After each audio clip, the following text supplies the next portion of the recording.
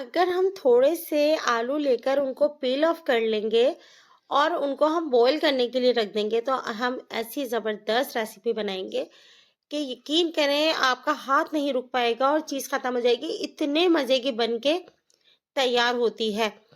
यहाँ मैंने baby potatoes लिए हैं, इनको पील ऑफ कर लिया और बॉईल करने के लिए रख दिया। रेसिपी को स्टार्ट करते हैं। बिस्मिल्लाहिर्रहमानिर्रहीम। अस्सलाम वालेकुम। बॉईल करने के लिए हम इसमें डालेंगे तकरीबन हाफ टी स्पून के करीब सॉल्ट, 2 चुटकी के करीब हल्दी और साथ ही हम यहाँ पर ऐड कर देंगे half teaspoon red chilli powder.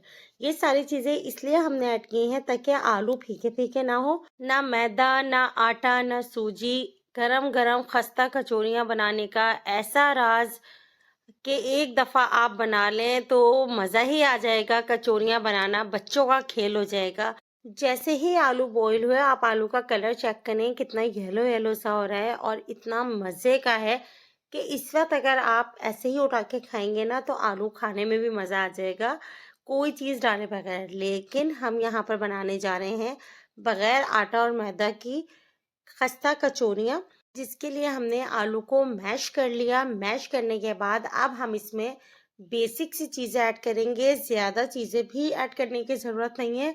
इतनी ज़बरदस्त रेसिपी और इतनी अच्छी रेसिपी बनके तैयार होती है कि बिल्कुल भी टाइम नहीं लगता और आप ये रेसिपी टी टाइम में भी खा सकते हैं और इसके अलावा जब आपका दिल चाहे आप उसी वक्त ये बना के रख लें और फ्राई करके खाएं, बच्चों को लंच बॉक्स में दें।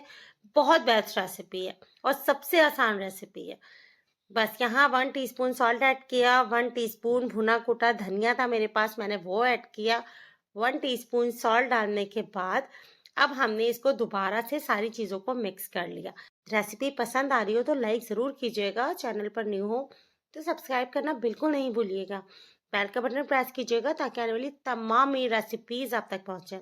बस इसका ख्याल ये रखना है कि आलू की कोई भी गुठली यहाँ पर बाकी ना बचे, बहुत अच्छे तरीके से मैश हो जाए। उससे क्या होगा कि अगर कुछ भी मोटा मोटा आलू यहाँ रह गया तो कचौरी फट जाएगी, वो फिर अच्छा लुक नहीं आएगा। अब हमने डालना है हस्बे ज़रूरत हरा धनिया। हरा धनिया को बारीक कट करके डालिएगा, बिल्कुल फ्रेश हो ताकि इसकी खुशबू भी आए। बहुत अच्छा हरा धनिया का फ्लेवर होता है।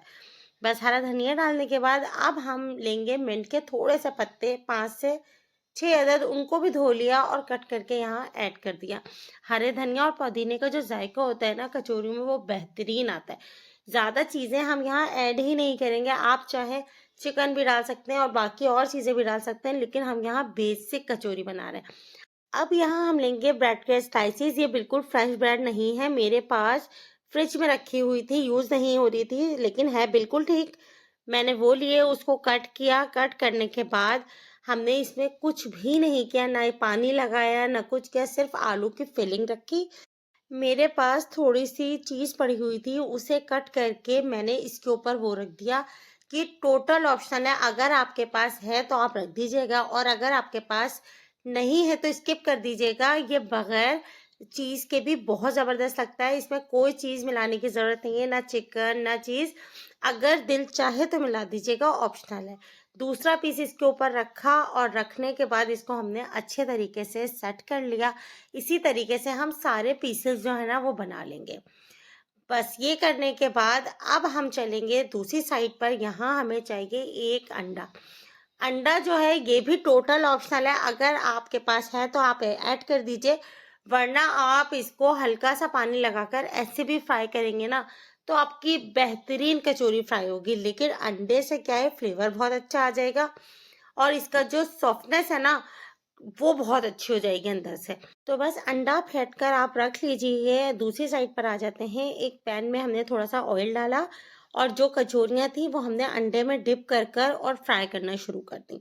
बस इसी तरीके से हमने सारी कचौरी फ्राई करनी है। इस वक्त मैं थोड़ी सी कर रही हूँ, बाकी जिस वक्त हमें खाने होंगे हम गरम गरम करेंगे, बना के ऐसे ही रखेंगे। जिस वक्त खानी होंगी उस वक्त हम फ्राई कर लेंगे। इस तरीके से करके हम तैयार करेंगे बेहतरीन कचौरी, जिसके सामने भी आप रखेंगे मज़ा ही आ जाएगा। और मेहमानों को सर्व करने के लिए तो 5 मिनट के अंदर अंदर ये बन के तैयार हो जाती है। इसमें बिल्कुल मेहनत नहीं है। अगर आपके पास आलू बॉयल हैं तो आपको तो और कम टाइम लगेगा। बस ये रेसिपी हमारी बिल्कुल रेडी है, ज़रूर पसंद आएगी। मुझे उम्मीद है आपको। कल किसी नेक्स्ट रेसिपी में मिलेंगे। अल्लाह हाफ़िज़।